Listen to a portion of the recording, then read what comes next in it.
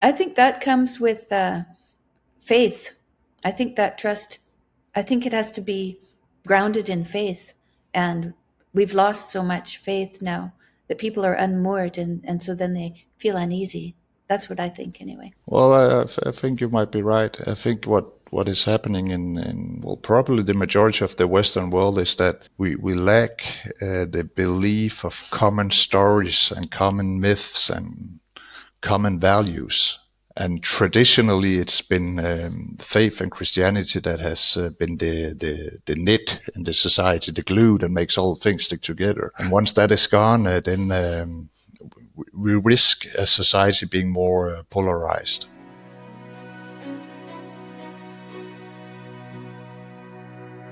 Good morning. Well, good morning or good evening in Denmark. Good evening in Denmark. Yeah. Yes. This is Alex Vanopslagh. We didn't meet, but I met people who were enthusiastic about you. And so they asked me if I could interview you. And so I looked you up last night, and I can see why. Well, So, that's nice of them. yeah. So I thought we could start by, I guess you should tell everyone who you are and what you're up to. And then I'll get into some questions. Well, actually, we have met once. I don't know if Oh, you we did, remember, huh? but yeah, we did when your husband was in Copenhagen Okay. at Copenhagen for his event for his Europe tour. We had a dinner just With how many shortly. people? I think we were around 12 people. There were a couple Yeah. of priests. I think it was the Hillsong Church who arranged the dinner. I'm not sure. Yeah, and I did participate, and we did meet, but But no, not the last time. no, Not the last time we were there. no, not the last time. No, it was well, probably the first time, I guess. Oh, It's okay. a couple of years ago, Yeah.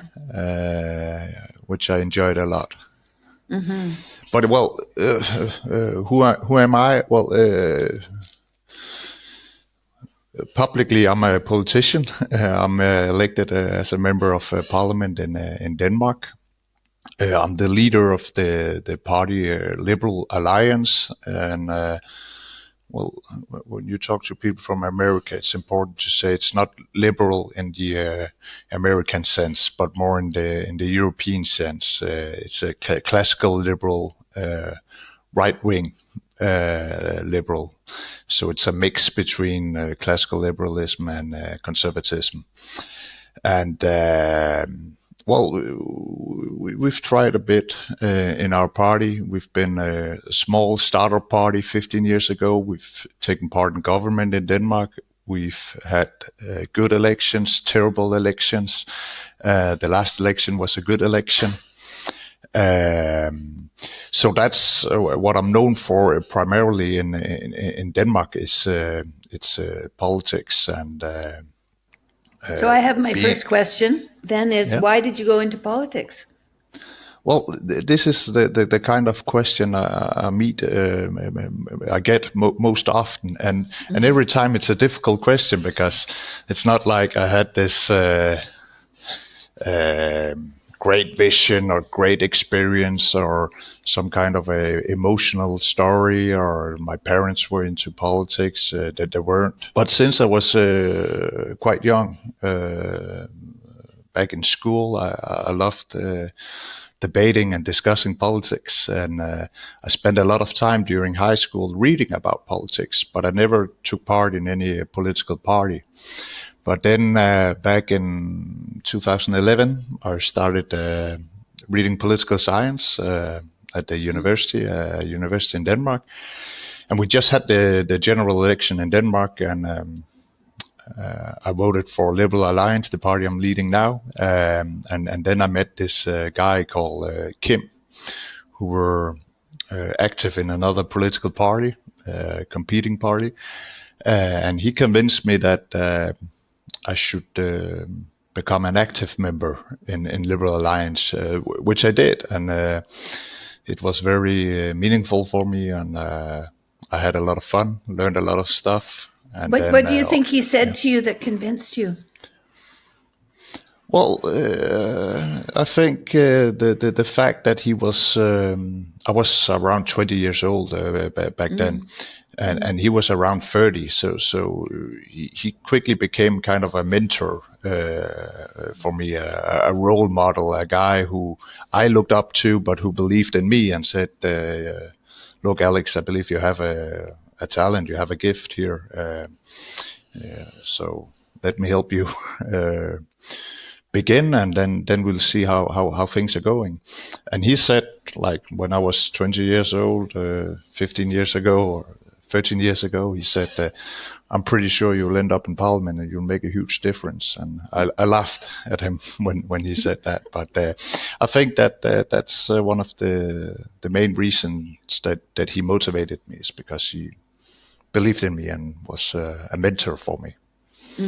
Yeah, people, they don't really need that many people on their side before, if they want to go in a certain direction, if they want to go forward and someone is saying you can do it, Exactly, it can be exactly. helpful. Yeah. And I think everyone needs somebody in the corner cheering for them, or helping them. And luckily and happily, many young people get it from their parents. Yeah. But if they don't, well, hopefully they'll meet someone a bit more experienced and able to motivate them and believe in And now them. are you still in touch with that fellow?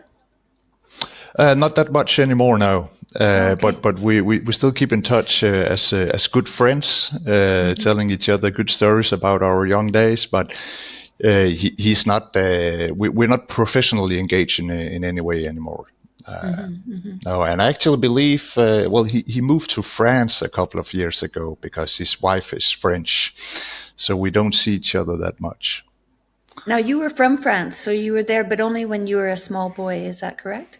Yeah, that is correct. I was born in France. My father is actually from Belgium, but then he moved to France when I think he was around 18 years old. And my mom from Denmark, from the western part of Denmark, went to France because she was young and thought that French was such a beautiful language. And then she met my father, and they got married, got two children. And then later on, they were separated. And when I was 5 years old, me and my little brother came back to Denmark. So I've been living in Denmark for quite some years now. For quite a long time. Yeah. Yeah. So tell us a little bit about the Kingdom of Denmark. So there's a queen. There's a queen as well, right? There's a queen, and there's a prime minister. Yes, exactly. There's a How queen. does that work for you guys? Because we don't have Well, that anymore. We gave up the queen, right, in Canada. yeah, exactly. Yeah. Well, it works quite well. I believe that the royal house in Denmark and the queen herself is bringing a feeling of coherence in Denmark, and pride. You know, each time she's having a speech at New Year, or if it's let's say her anniversary or something like that, the whole nation is united and watching. So it's an old institution, old tradition, but it's working in a modern society as well. Now, when it comes to politics, there is no real power at the royal house or at the queen. Formally, she's approving every single law that we make in parliament, but it's just a formality. So her role is more to be do the representation of Denmark and bringing joy and pride in the Danish people.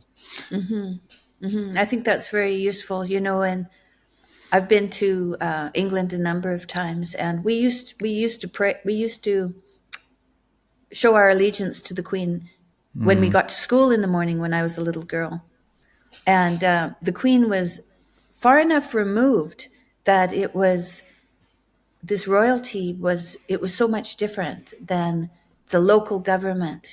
And that gives you, I think that gives you an idea of transcendence in a way, right? Because it's a little bit like that. Well, in every society, you need something vertically. You need a Yes. hierarchy. You need something that's bigger than yourself, and that is timeless. That has been there for hundreds of years and will continue to be there, and is placed above you. And I think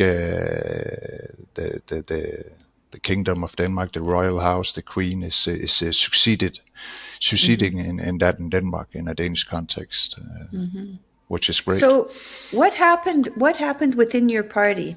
What did you do to become leader? What came together for you there?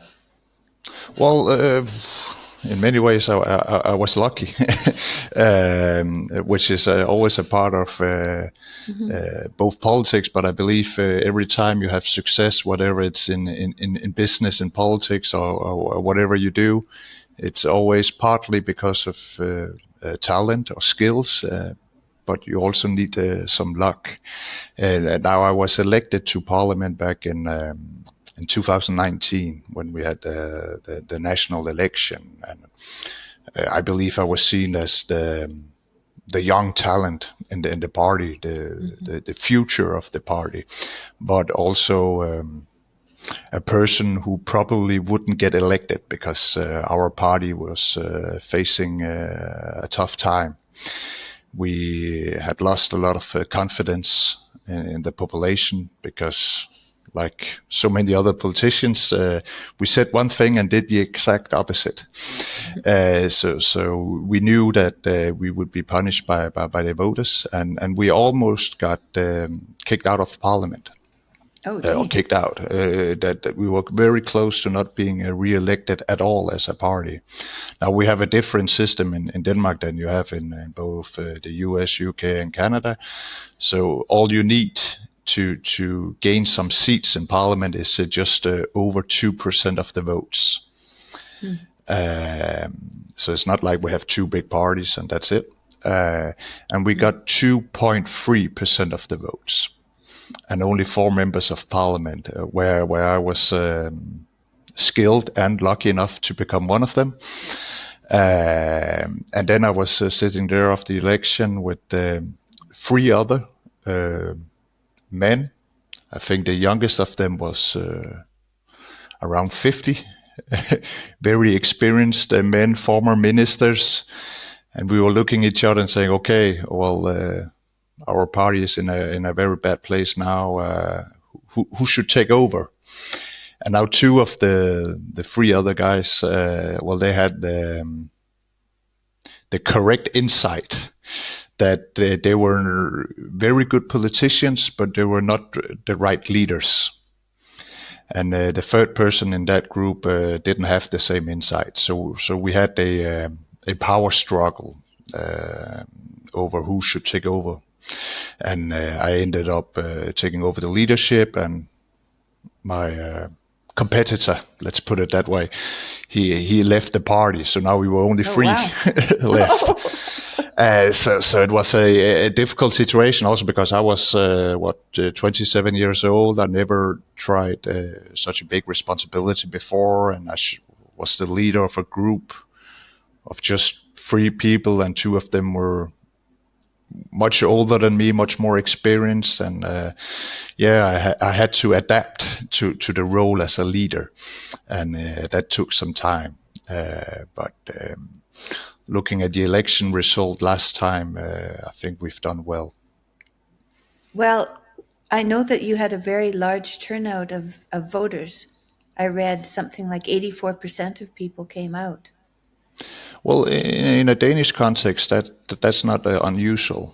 Oh, I see. Usually, every time we have the national election, it's around 75 to 85% of voters who turn out, and I think there are 2 big reasons for that. One of them is the fact that we have this electoral system where you just need 2% of the votes as a political party to gain seats in parliament. So basically, even if you don't like the big political parties or the prime minister candidates, well, then you can still vote for other parties. It still makes sense to vote. Whereas if I was about to vote in the US and I had the choice between Biden and Trump, I wouldn't be really excited by any of them, and I would be left with no other choice than them, basically. So in Denmark it's different, and I think that's one of the reasons we have a high voter turnout. And the other reason is something that it's a bit more. It's complicated to measure and to grasp, but I think the main reason Denmark is a well-functioning country and society is that we have incredible high degrees of social trust. Yeah, it sounds And like it. yeah, but we do, and it's both in our civic society. I think once you leave the big cities, Copenhagen and Aarhus, well, it's not unusual to see babies in the rollsters outside a shop or a cafe without any surveillance, because, well, we know nothing will happen. We trust in people. In general, we trust in our government institutions as well, and this high degree of social trust contributes to the fact that there's a higher voter turnout as well. Oh, yeah.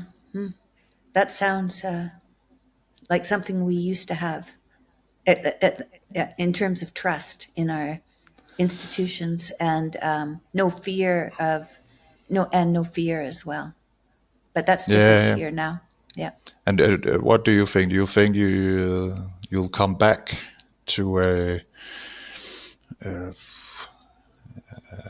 sense of trust in I not don't just the know. government institution, but also a trust in other human beings, Well, I think despite that'll all come. political disagreement? Disagreement, yeah. I think that comes with faith. I think that trust. I think it has to be grounded in faith, and we've lost so much faith now that people are unmoored, and so then they feel uneasy. That's what I think, anyway. Well, I think you might be right. I think what is happening in well, probably the majority of the Western world is that we lack the belief of common stories and common myths and common values. Yeah. And traditionally, it's been faith and Christianity that has been the knit in the society, the glue that makes all things stick together. And once that is gone, then we risk a society being more polarized. Yeah, it looks that way. And I guess that was the natural outcome. But everybody we had to play this through to find out if we were going to Yeah. play it through. Yeah, people thought, well, you know, people think that they can run their own lives, and that will be okay. And it seems that way when you're young. It seemed that way for me when I was young. But as I got older, running things from my own point of view didn't always turn out well. And so I Well, think it that having faith has been very good for me. It's put me back in a proper relationship with something that is higher than me.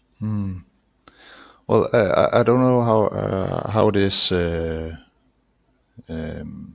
the U.S. and Canada, but in Denmark we start seeing a lot of young people who are being miserable. They're either having psychiatric diseases in the worst case, otherwise they report being depressed, stressed, and anxious. And I don't know how big a challenge that is for you, but I Oh, guess very it's big challenge. It's a very big challenge. And I don't know if you've read Jonathan Haidt. He's a researcher that's been really I, blowing the horn about social media.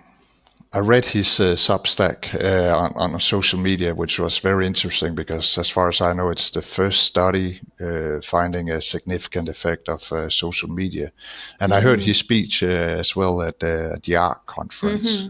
Yeah, I did too. Yeah, yeah, yeah. It was great, Yeah, but I he was think social good. media is one of the reasons. But the other reasons might be, well, lack of faith, or lack of knowing what a meaningful and good life is.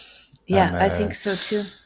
I fear that we have, in the modern world, we have replaced good and bad, or right and wrong, with what feels nice and what feels uneasy.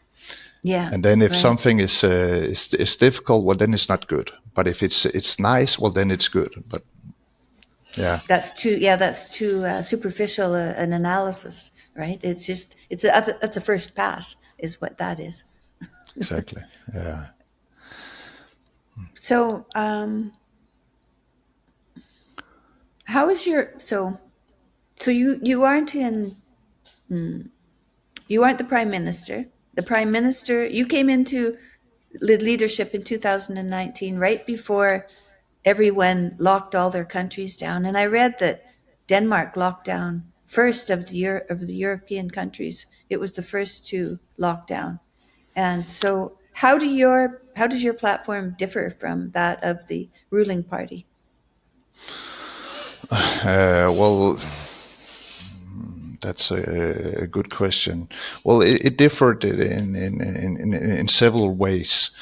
I think first of all, where we really opposed our prime minister and the ruling government was when it came to the whole storytelling, the rhetorics of the prime minister. She was holding these press conferences every single week where she spooked the whole population, Mm, and, mm-hmm. and we could see in the opinion polls she gained so much popularity because people were so afraid and were like, "Oh, thank God we have our prime minister being our protective mom," and she had an interest in spooking the population and exaggerating the possible consequences. And we had all seen in the news in Europe the horrible scenes from I think it was Bologna in Italy, where there were no space in the hospitals for treating patients, and they kept saying, "Well, we need to avoid the Italian Mm-hmm. condition,"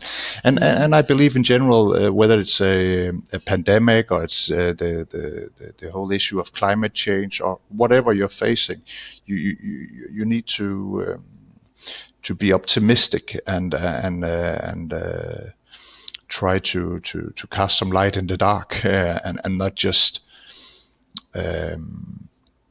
taking advantage of people's fear. So I think that's one of the main differences, and the other one is that we strongly opposed the lockdown of the public elementary schools, Mm-hmm. and I think that was an issue both in U.S. and Canada as well, Oh, wasn't it? absolutely. Yeah, we were completely locked down, Yeah. and the kids. I don't know if they're masked now, but even the old folks in the old folks home, I went to visit my father in British Columbia, which is the furthest towards the Pacific. All the people who come to visit and the people who work there are masked. So the old Oh, people don't still. see anybody's faces. Yeah. Oh, that's horrible. Isn't But it horrible? yeah, and we had the same thing in Denmark. Like people staying at the elderly care homes, they were not allowed to have visit from the families. Yeah. My own grandfather passed away during the COVID lockdown, and not due to COVID, but he passed away, and it was so stupid. We were, I think, we were around 40 people at the funeral, but only 8 were allowed inside the church, and the rest of us was standing outside the church. We couldn't even say goodbye in a good manner.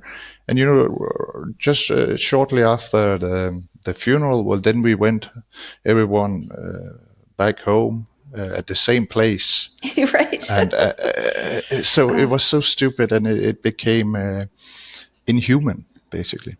Yeah. Yeah. And that's, I think, that's the outcome of that kind of policy is inhuman. Yeah, and it's a policy which is driven by fear. And by fear, yeah. Yeah, And yeah, well, we have lots of that in Canada, because I was just watching an interview. Rex Murphy, who's an old journalist in Canada, and he is he's most renowned of all the journalists. And he hasn't been feeling well, but he's got himself together, and he interviewed Pierre Poilievre, who's the official opposition to Justin Trudeau. It was so good to hear him again asking questions and really calling to light truth instead of hiding behind fear, as everybody did during that lockdown. Yeah, that But was and miserable. you had quite aggressive policies when it came to the vaccine, didn't you? Yeah, yeah, yeah, yeah. I was very sick during COVID, and so was my husband. So both of us were vaccinated twice before we could really think it through. We were told we were so sick that we needed it, and we were in medical care, and so that's what happened to us. But I was suspicious. I just didn't have the energy to pursue it, And so lots of people, even if they were suspicious about it, if they weren't in their top game, then they couldn't fight against it. No, no, no. And there was, I guess it's the same in Canada. There was a big social pressure.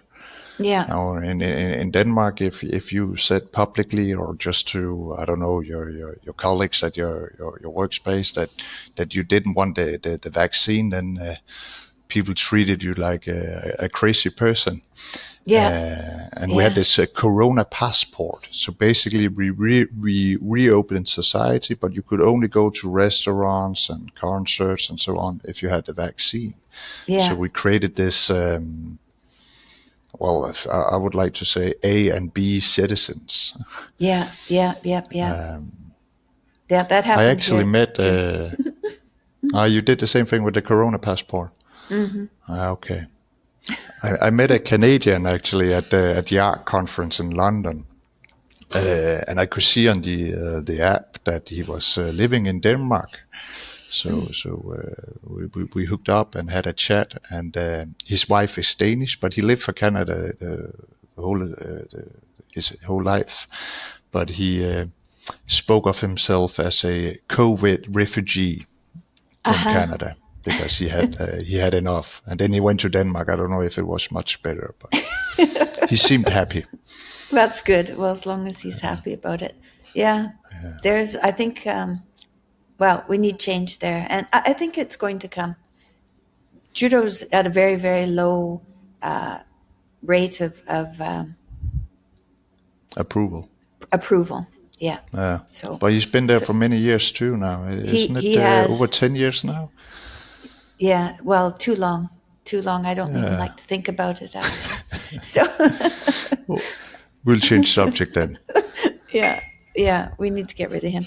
So, one of the things that happened that shocked me that I read about last night was the mink case. And that seems to me was a fear related reactionary action that Denmark country took against their mink industry. Well, it was an act of panic. I actually Yeah. have a mink Oh, behind yeah. me as I a see. to honor the minks. But well, the thing is that we had a lot of corona disease among the mink farms, and sometimes the disease were transferred to human beings, of course.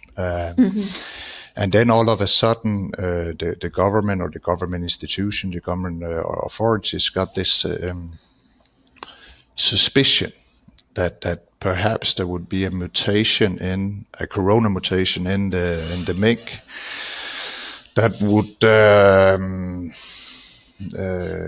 hinder the possibility of developing a vaccine in the future. And of course, it turned out once they publicized their data, every single expert outside the government said, well, this mutation is already known. There's no reason to be in fear. But when the prime minister, which controlled every single part of the whole COVID lockdown and so on, when she heard that there was this small risk of a mutation, a corona mutation in the make that would be a problem for the future vaccine, then she decided to kill all the minks and to force all farmers, mink farmers, to kill their own animals. And she got this risk analysis, and on the same day she held a press conference, and then putting out this order. And then just a few days after that, it became publicly known, and the whole of Denmark, it was in all the news stations, all the newspapers, that the government didn't have the law in place to require mink farmers to get rid of their own private property and their minks. So it was an illegal order that she proclaimed at the press conference. And even though that the whole nation knew that there was no law in place, and perhaps there weren't even a majority in parliament supporting it, well, then we still saw the police and the military going out to the farmers and basically threatening them to get rid of all their animals, which I think is a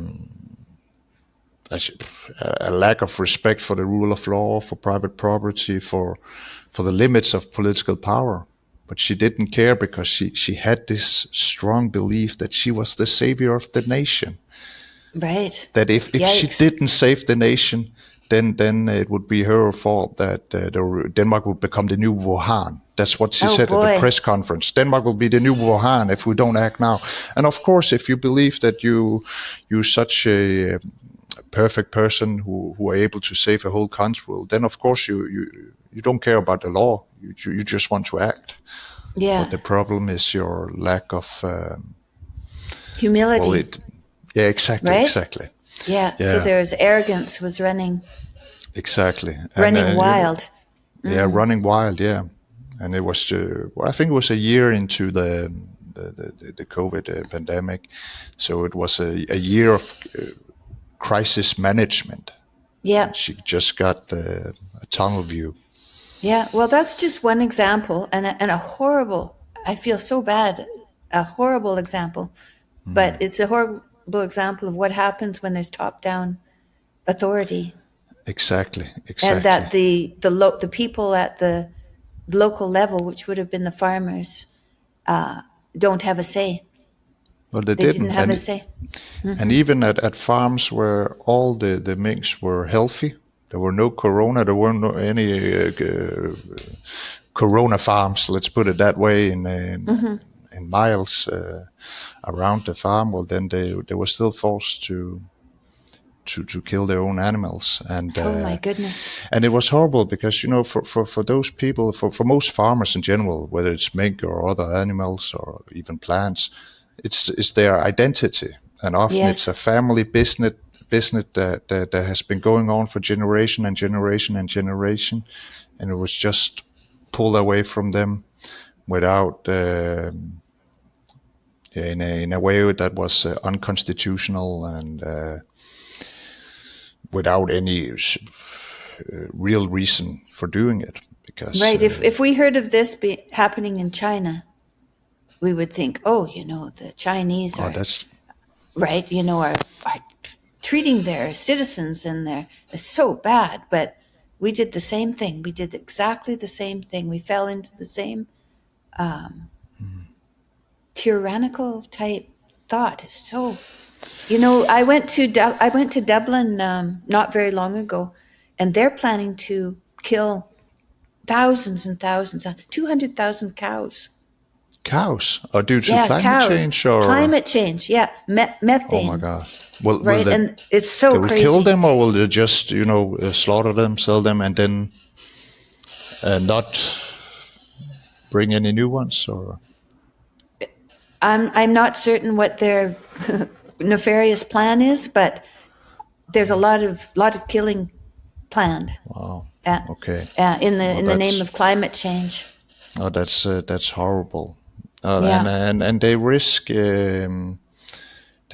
losing the support of the people when it comes to the green transition and Yeah. whatever is necessary to do when it comes to climate change. Well, it needs to be proportional.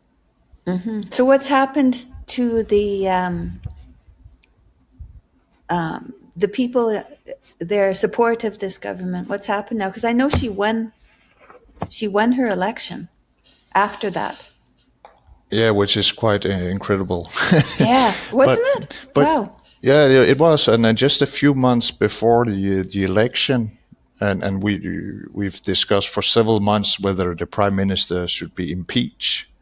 But you need Yikes. a majority of votes in parliament to impeach the prime minister, and of course, the ruling coalition of parties supported the prime minister. At that time, when you looked at the polls, opinion polls, the polling, she was about to face a landslide defeat. And it all changed in just a few months, and she made this change of character, basically, from being this arrogant leader, not able to admit mistake that she's made, and without any kind of humility.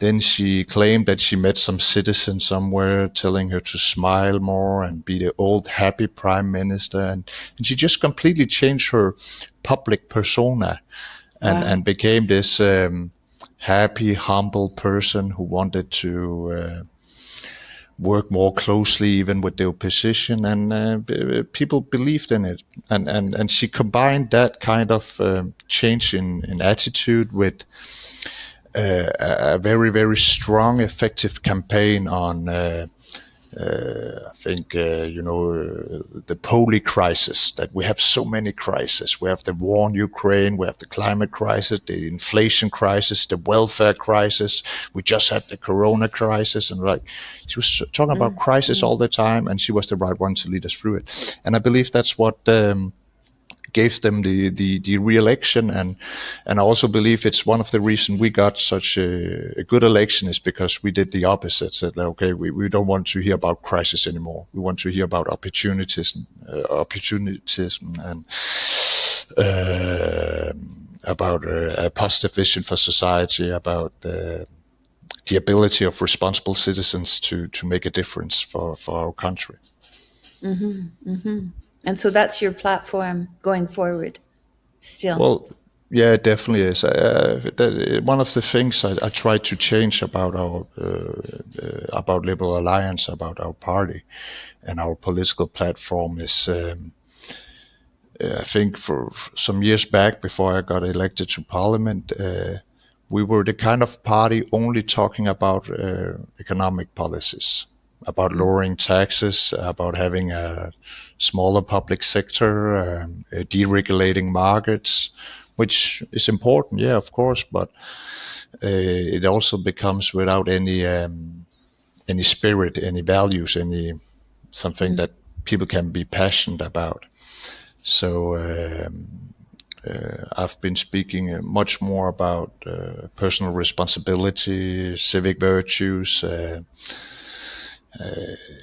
strong communities in civil society, and so on, rather than just talking about economic growth.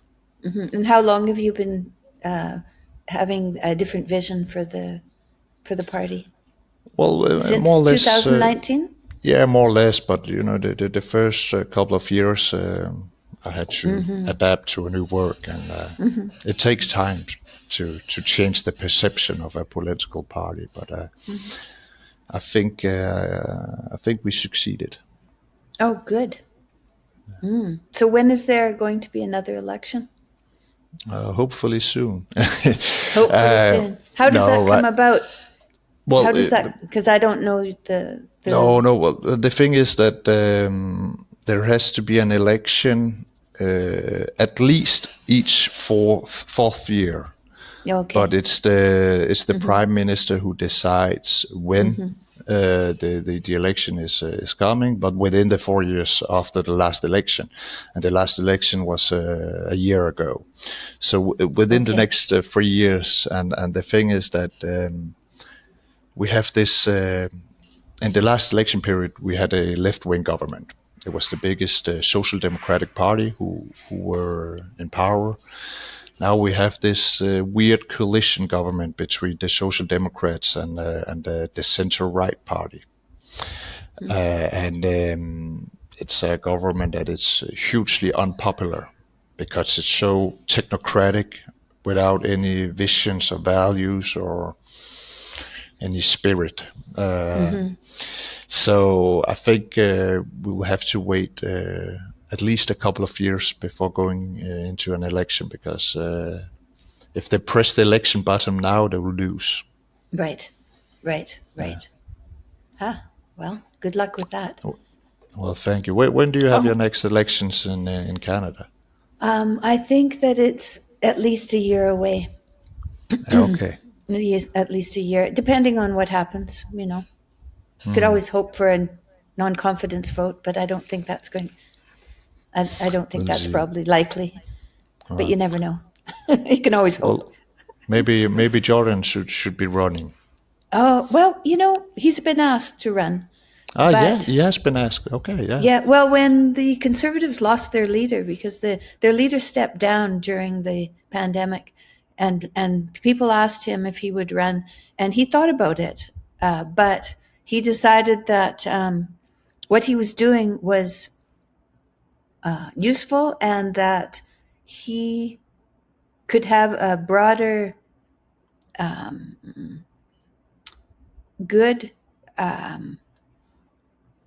and he could be helpful more broadly with many more people if he stayed as a person who was underneath and not the administrator on top. And I wouldn't say he's an administrative type person.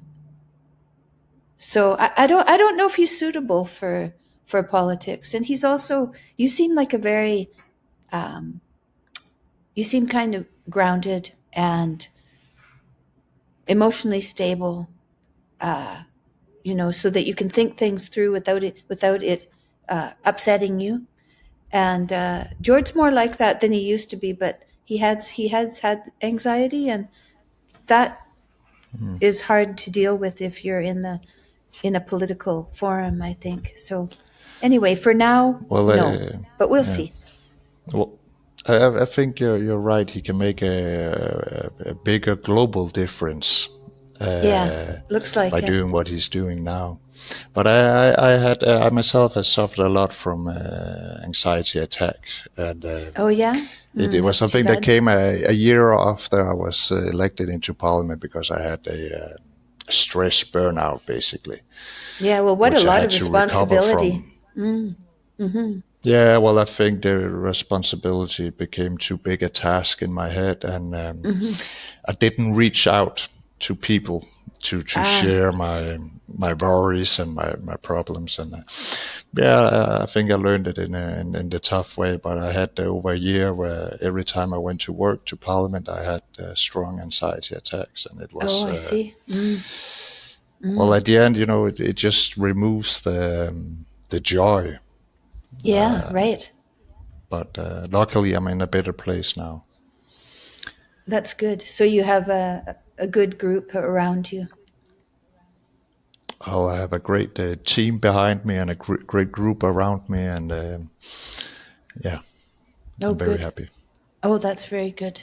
So what I read also that you use TikTok to maybe on your leadership campaign. Was that when you used TikTok? Well, we used TikTok at the last election a year ago as a political party, and I think we were the only political party to do that. And when other politicians and political parties saw how effective it was, then they tried to do it as well, but they didn't really succeed. And this was before the whole debate about TikTok being a tool for communist China. I would like to emphasize that. But actually, I think it was just a student assistant working for the party who said, "Have you heard about this new media TikTok?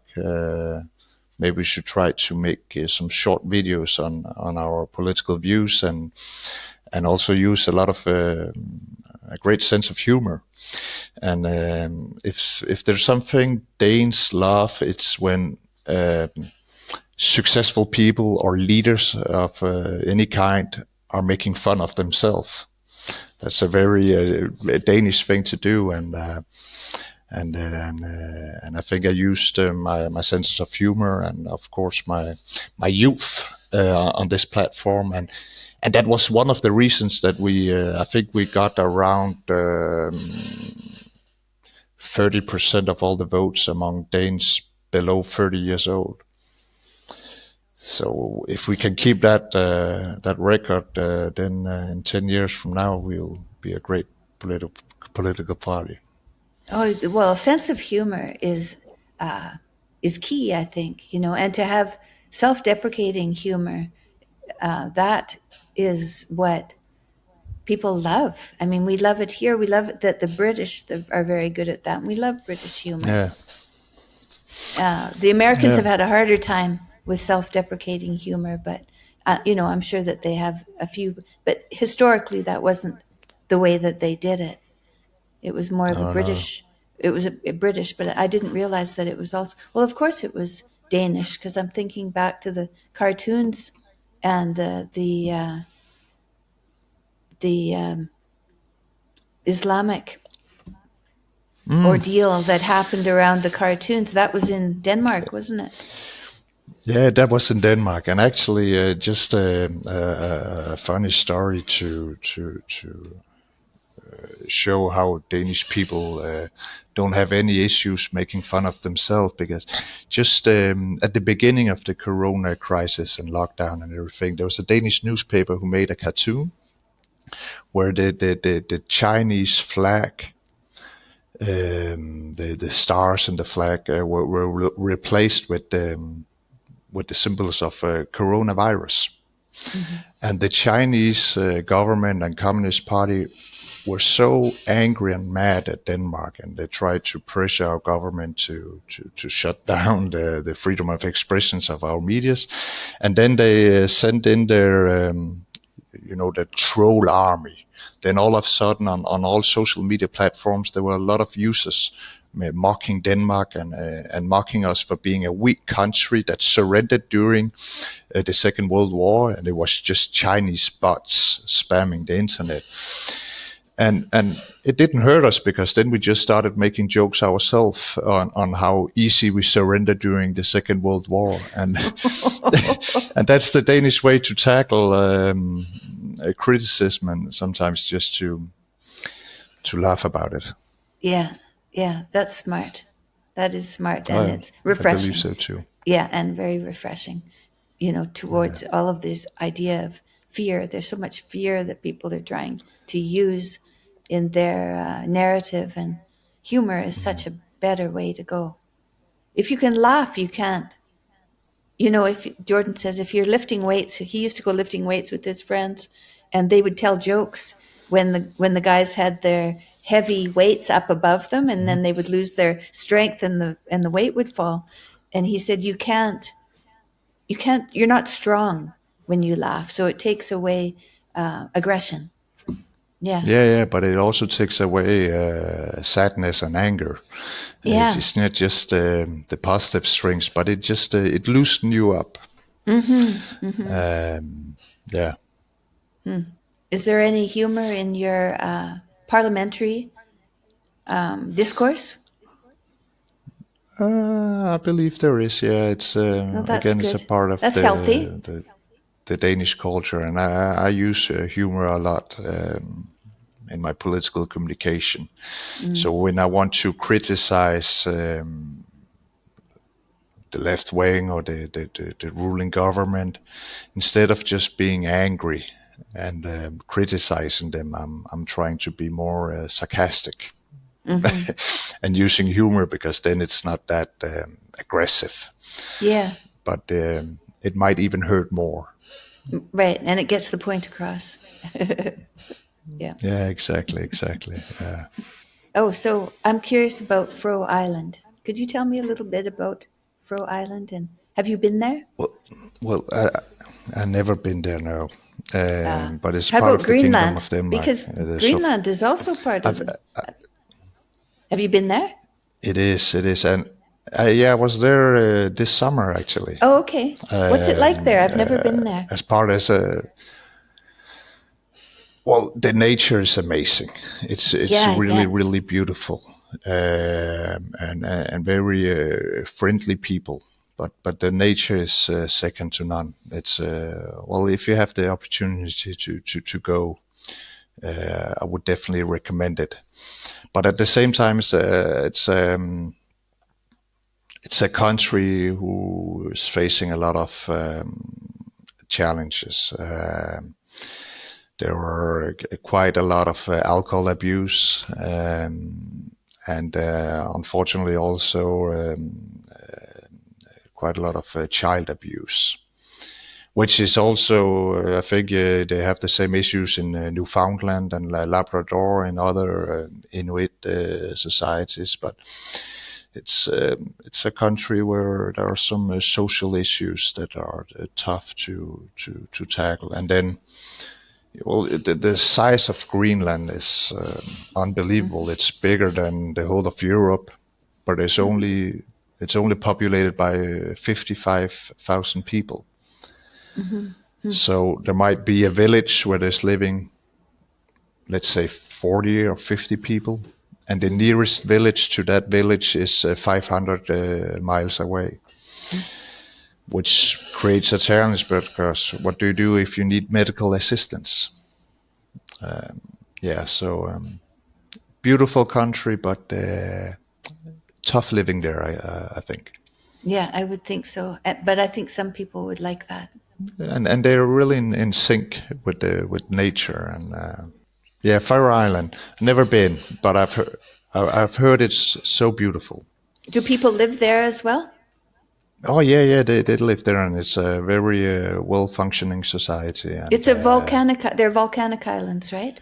it's a volcanic island, a bit like Iceland, which Right. also was a part of the Kingdom of Denmark some years ago. Okay.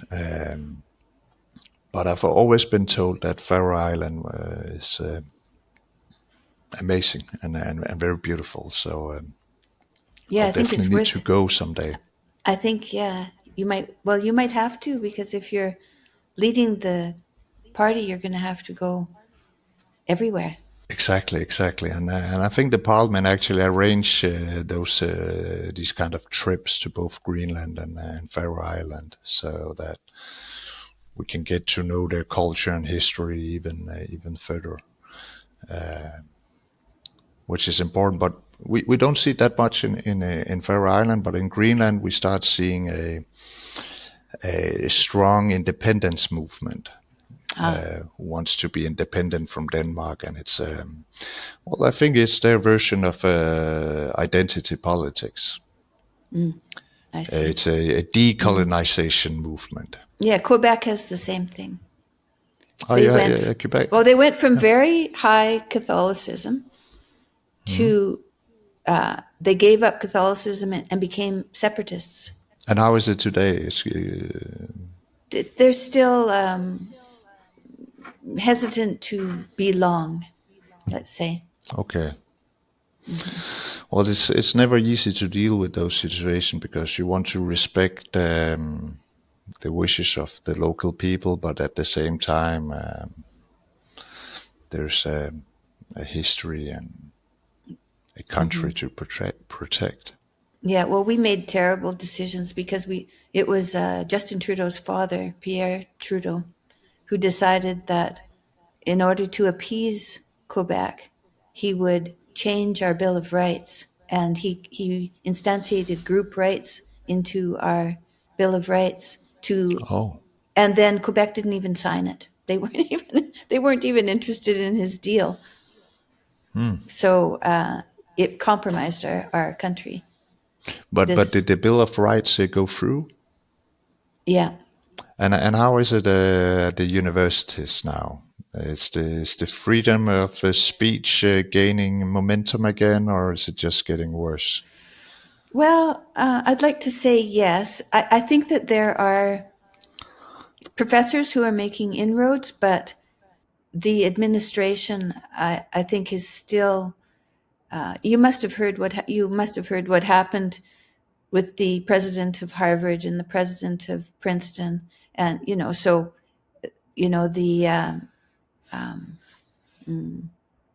not the the ideology in the administrative